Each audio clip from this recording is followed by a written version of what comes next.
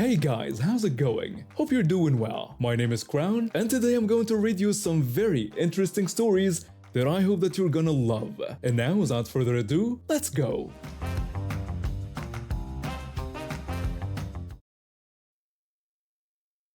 I graduated with my degree in mathematics and science education with high hopes. The problem was I'm brilliant with equations, but terrible with interviews. My palms sweat, I stumble over words, and I generally make a mess of selling myself despite being qualified. After bombing several interviews, I was starting to lose hope when my former lecturer reached out with an opportunity at a higher education institution. They needed an assistant lecturer for math and science courses, and he'd recommended me. The interview went well, and they hired me on the spot with one condition. I'd work for a year on contract as a trial period, and if I performed well, they'd hire me permanently. I threw myself into the job. By the end of that year, I had earned the highest evaluation score in my department, received stellar student evaluations, and even took on additional roles as department secretary and social development coordinator. Then came the second half of my contract. As I reviewed the paperwork, I noticed something concerning. My contract didn't include the summer term. Essentially, I would be unemployed for 3 months with no warning. I was shocked. My department head, who I'll call Mrs. Pye, and I fought hard to change this, but administration wouldn't budge. Just like that, I was out of a job for the summer. 2 weeks before the full term started, I received a call from Mrs. Pye. She asked if I would be coming back to work with them for the upcoming term. I told her that I hadn't heard anything from the institution since my contract ended 3 months ago. Mrs. Pye told me they already had a timetable prepared for me.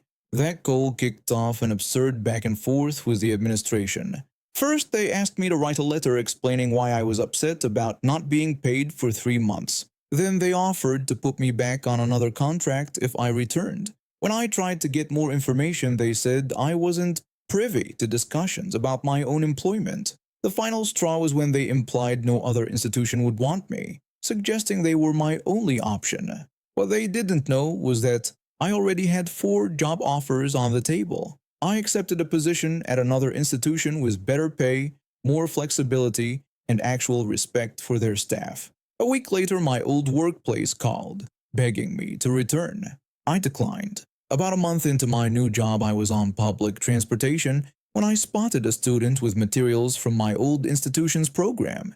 Being a bit petty, I struck up a conversation.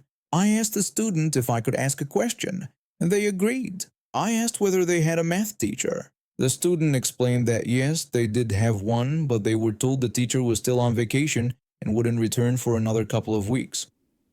I asked if the student knew the teacher's name. When they said it was Miss Mary, I chuckled.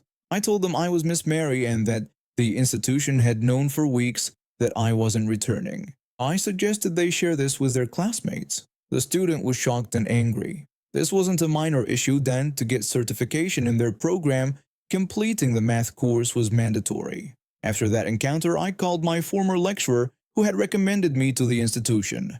I explained everything that had happened and told him not to recommend any other teachers there if he cared about his students' education. He was angry when he heard how they'd treated me. Word spread quickly. Students learned there was no math teacher, despite what they'd been told, and many left the program. This created a problem for the institution because the program was subsidized by the government based on student enrollment. With students leaving, they took a financial hit. Midway through the term, the overseas external examination results came in for the students I had taught. They achieved a 98% pass rate, the best results the institution had ever seen for mathematics. The administration called to congratulate me and offered my job back, saying they still hadn't found a replacement. I declined. Because of how they treated me, no qualified teacher would accept a position there. They eventually hired a college student who was taking a semester off because he'd failed too many courses. He lasted 3 months before quitting, and the program continued to decline. The institution lost their government subsidy. Without that funding, they couldn't afford to pay teachers for the other courses in the program. Their reputation suffered. It's been 3 years now, and they still call occasionally asking me to come back. Each time I decline, I remind myself of the value of working somewhere that appreciates my contribution. My dad is a bail bondsman. He helps people get out of jail by posting their bail money. If they don't show up to court, he has to track them down or lose all that money. People often think he's a bounty hunter. He's not. This happened about 2 months ago. We had just finished breakfast at International House of Pancakes. We were driving around town when my dad suddenly slowed the car. I asked what he saw, looking where he was staring. A woman had stumbled out of the wooded area by the road. She was covered in mud and looked weak. My dad recognized her right away. "That's her," he said quietly. He pulled the car over. I recognized her too. She was a client who had skipped court and cost my dad nearly $15,000 in bail money. When she saw our car, she ran toward an old mall parking lot nearby. This mall was almost empty, built back in the 70s with most stores closed down. My dad parked and told me to stay in the car, but I followed at a distance. She was hiding behind a parked car. The woman was in terrible shape. My dad told me later she smelled bad and was high on something. She had been hiding in the woods for 2 days. A police car pulled into the lot. The officer was a friend of my dad's who was off duty but had his squad car. When the woman saw the police car, she tried to run again, but my dad grabbed her shoulders and brought her to the ground. That's when a fancy SUV drove into the parking lot and a woman jumped out. The woman yelled at them, asking what they were doing and telling them to get off the other woman. My dad asked her to step back and told her this was police business. A second woman got out of the SUV recording everything on her phone. She told them they were recording and accused them of assaulting people. The police officer tried to explain he was a police officer and that the woman had skipped bail. The first woman interrupted him. She told him he was lying, that he wasn't a real cop, and that wasn't a real police car. The officer tried to show his badge, but the woman pulled out a taser from her purse. The officer told her to put it down. Both my dad and the officer drew their guns. The woman screamed and jumped back into her SUV, still holding her taser. She told them she was calling the police. My dad told her to go ahead. I laughed watching this. This woman was calling the police on the police. While she was dialing 911, the officer's radio came on. He had been called to this exact location. Within minutes, 3 more police cars arrived. Both women were handcuffed and put in separate police cars. The first woman complained about police brutality and said she was just trying to help. The second woman said they had rights. The officer told them they were under arrest for assaulting a police officer and interfering with an arrest. They took the bail jumper away first. These 2 women didn't even know her. They had just seen what was happening and jumped in without understanding. My dad and I went to the station to give statements. On the way there, he laughed and said in 20 years as a bail bondsman, this was a first. Later, both women were charged with assaulting a police officer, interfering with an arrest, and having an illegal weapon. The taser wasn't legal in our state without a permit. The bail jumper got a lighter sentence than them. The second woman had uploaded part of the video to social media before the police took her phone. She tried to show police brutality, but it showed her friend pulling a taser on a uniformed officer next to a marked police car. My dad got his money back from the bail jumper. Now when we pass that old mall, we laugh about the day 2 women tried to arrest the actual police. Working at a grain elevator last summer involved more drama than I expected. I was hired as a loader at a small outbound facility where we wrapped up the wheat harvest and loaded shipping trucks. It was just me and my boss. I loaded trucks, he weighed them, and signed off on shipping tickets. For anyone unfamiliar with grain shipping, weight limits are strictly regulated. Interstate shipping requires 80,000 pounds, while highway shipping, what we call 85.5, allows up to 85,500 pounds. Going over these limits is illegal and dangerous. We'd already had 4 serious grain truck accidents that season, so we took the regulation seriously. One day during outbounding, a truck driver showed up with a problem. The weight gauge in his truck wasn't working. This gauge tells drivers when they've hit the right weight. Since he needed an 85.5 load and had no working gauge, I had to eyeball it. I got him to 82,500 pounds, which was underweight but close. Instead of understanding the challenge, He got upset because he wasn't at full capacity. He went to my boss and told him how terrible I was at my job. The same driver returned around noon claiming he'd fixed his gauge. He told me he would honk his horn when I should stop loading his truck. I agreed and told him I would fill until I heard his honk. I started filling his truck, and when I heard the horn, I stopped. When we weighed it, he was way under, around 78,000 pounds. The driver told my boss that I didn't know what I was doing and suggested I should be fired. My boss defended me, saying he had heard the horn himself and knew I had stopped when signaled. We filled his truck again, this time reaching 83,000 pounds. He complained more but eventually left with his shipment. I thought we were done with him, but he came back one last time that afternoon with the same routine. He told me to wait for his horn again, and I agreed. This time I could tell there would be a problem. When you've loaded trucks before, you can see the dust marks on the trailer sides that show previous fill levels. Based on where he wanted me to stop, I knew he'd be overweight, but he was honking the horn, so I followed his instructions. When we weighed in, he was at 88,000 pounds, well over the legal limit. He complained to my boss again, but this time it didn't work. My boss told him he couldn't sign the ticket because the truck was overweight and couldn't leave until we reduced the load. I was loading other trucks, so he had to wait about half an hour before I could start unloading him. When I finally got to him, I unloaded until he told me to stop. We weighed again, still 500 pounds over. The driver said this was ridiculous, claiming he had never been in a wreck before and that my boss was being too cautious. My boss told him he was just following the law and that, if something happened, it would be his signature on the ticket, which he wasn't willing to risk. After more arguing, he gave up and told me to decide when to stop unloading. That's when I saw my chance for payback. This guy had been trouble all day, complaining and trying to get me fired. So I unloaded about 450 of the 500 pounds needed and sent him to weigh. My boss radioed back that he was still 40 pounds over. The driver got upset and said he would not go through the unloading pit again. My boss offered to grab a 40-pound bucket and climb up to remove just what he needed. The driver refused. Instead of accepting help, he dumped the wheat right on our scale, made my boss sign his ticket, and left.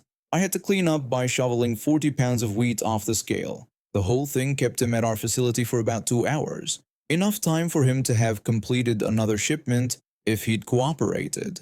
These truckers get paid more by the number of shipments they make, not by the hour, so his behavior cost him money. The next morning, while opening up, my boss told me the driver had called our regional manager to complain. It didn't work out how he planned.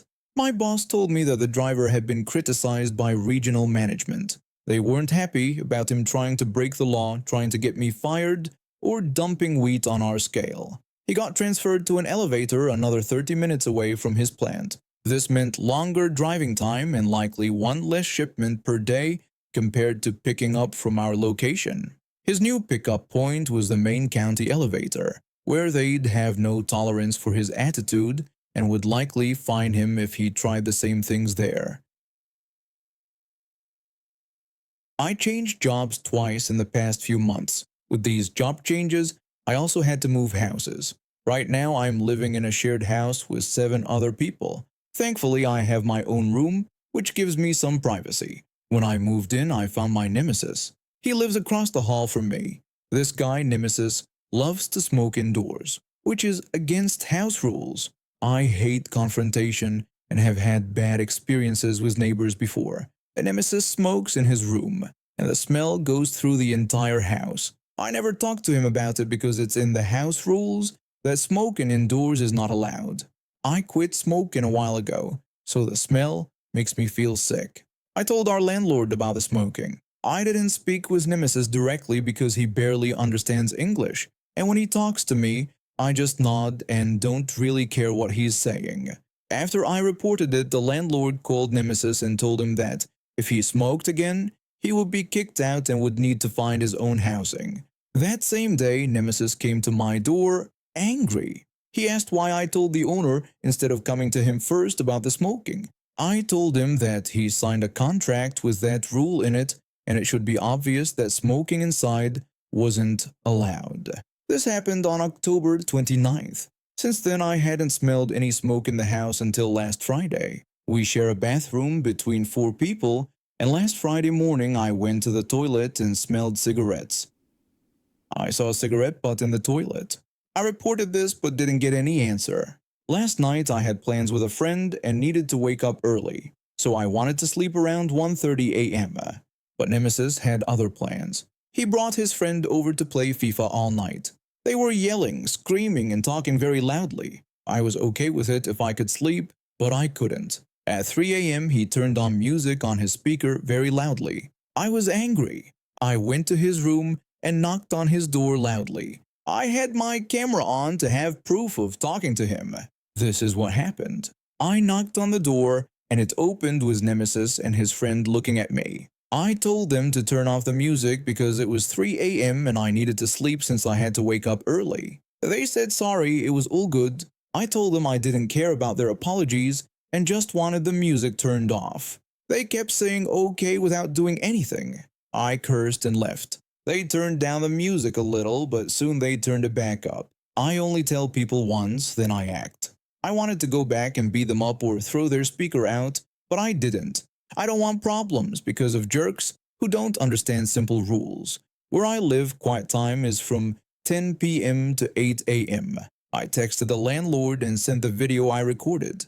They said they would call him, but I don't think they did. Nemesis and his friend kept playing music until about 9:30 a.m. when I had to leave. So he didn't let me sleep, and while I was gone, he was sleeping in his bed. I could get revenge by playing music from 8 a.m. to 10 p.m., but I think about others and know they want to sleep. I've decided that if this happens again, I'm calling the police. I should have done it this time, but I wanted to give the landlord a chance to handle it. I'm going to tell the landlord that next time I'll call the authorities. Just because he's lived here longer than me doesn't mean the rules don't apply to him. He has a mini Karen haircut where 90% of his head is bald, and in the front he has a small patch of hair, which I find hilarious. The next day I came home from work to find a nasty surprise. Someone had taken all my food from the shared refrigerator and dumped it in the trash. I knew immediately it was Nemesis. This wasn't just petty revenge. That food cost me $80, and I'm not exactly rolling in money after changing jobs twice. I went to his door and knocked, but no answer, even though I could hear his TV inside. I took photos of the trashed food as evidence and sent them to the landlord.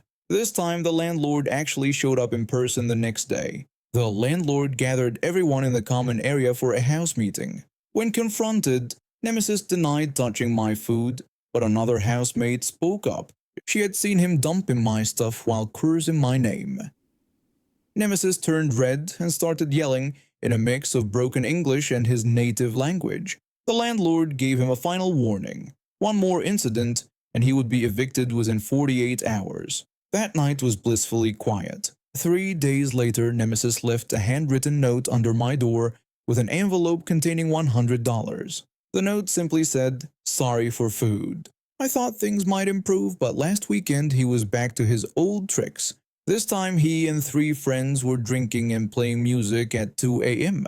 I didn't bother with the landlord this time. I called the police directly and recorded the whole interaction from my doorway. The police gave them all a warning, and the friends quickly left. Nemesis got a ticket for disturbing the peace. The landlord called me the next morning, furious that I involved the police without consulting him first. I reminded him that I had warned I would do exactly that if the behavior continued. 2 days ago, I came home to find Nemesis moving his things out. He avoided eye contact with me completely. The landlord told me later that he had found Nemesis a spot in another property he owned, far away from mine. My new neighbor moved in yesterday. She's a nursing student who works night shifts and sleeps during the day. We've already agreed to text each other if noise becomes an issue. The house is finally peaceful, and I can actually sleep through the night again. And now we have reached the end of today's stories. Thank you for watching, and see you next time.